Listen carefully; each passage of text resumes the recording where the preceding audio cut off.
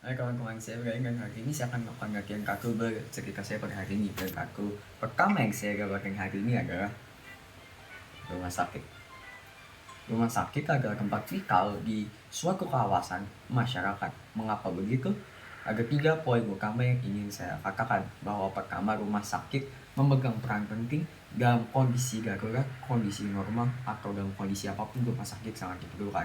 Inti dari rumah sakit yang ingin disampaikan adalah perawatan dan medis, bukan konsep rumah sakitnya. Poin kedua adalah jika tidak ada rumah sakit akan terjadi kekacauan secara medis, karena jika ada rumah sakit orang akan sangat kesulitan untuk mencari dokter karena tidak ada tempat khusus yang bisa didatangi jika tidak ada rumah sakit saat sakit. Dan terakhir yang ketiga adalah rumah sakit sudah mendapatkan stigma atau stereotip bahwa rumah sakit pasti sembuh. Kalau sakit ke dokter, kita nggak berpikir secara alternatif lain. Mungkin kalau sakitnya yang udah kita pikir stepnya begini tapi nggak sembuh, rumah sakit sudah menjadi stereotip bahwa kita akan sembuh kalau ke sana. Dan karakter kedua yang saya dapatkan adalah kupu-kupu.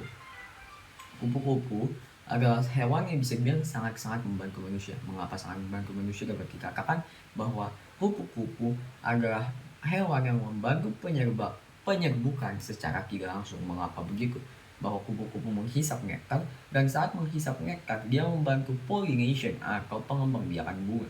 Dia membantu penyerbukan sehingga bunga tumbuh lebih cepat, membuat hutan lebih asli, membuat hutan bisa menyerbukan bahkan tumbuh spesies baru dari tanaman yang tidak terduga karena penyerbukan dari si kupu-kupu ini. Selain itu, kupu-kupu sangat enak dipandang. Selain bentuknya dan sayapnya yang berwarna dan juga sangat bagus, bentuknya yang sering bisa dibilang dikaitkan dengan keindahan, alam, ketenangan, kenyamanan, kedamaian, menjadi satu-satunya alasan mengapa kupu-kupu cukup disukai manusia. Dan karakter ketiga yang saya dapatkan adalah robot. Robot adalah salah satu bentuk fisik dari AI, Artificial Intelligence. Artificial Intelligence merupakan otak dari si robot, sedangkan robot adalah bentuk fisik atau hayati, seperti contoh di manusia.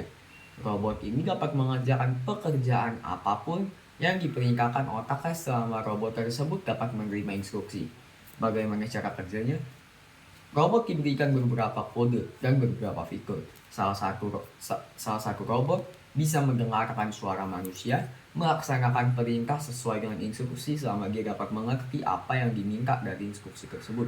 Robot tidak memiliki kelemahan sama sekali, hanya saja kedalaman roda air yang dapat mengganggu aliran listrik yang membuat koneksi ke komputer menjadi lemah atau bahkan rusak.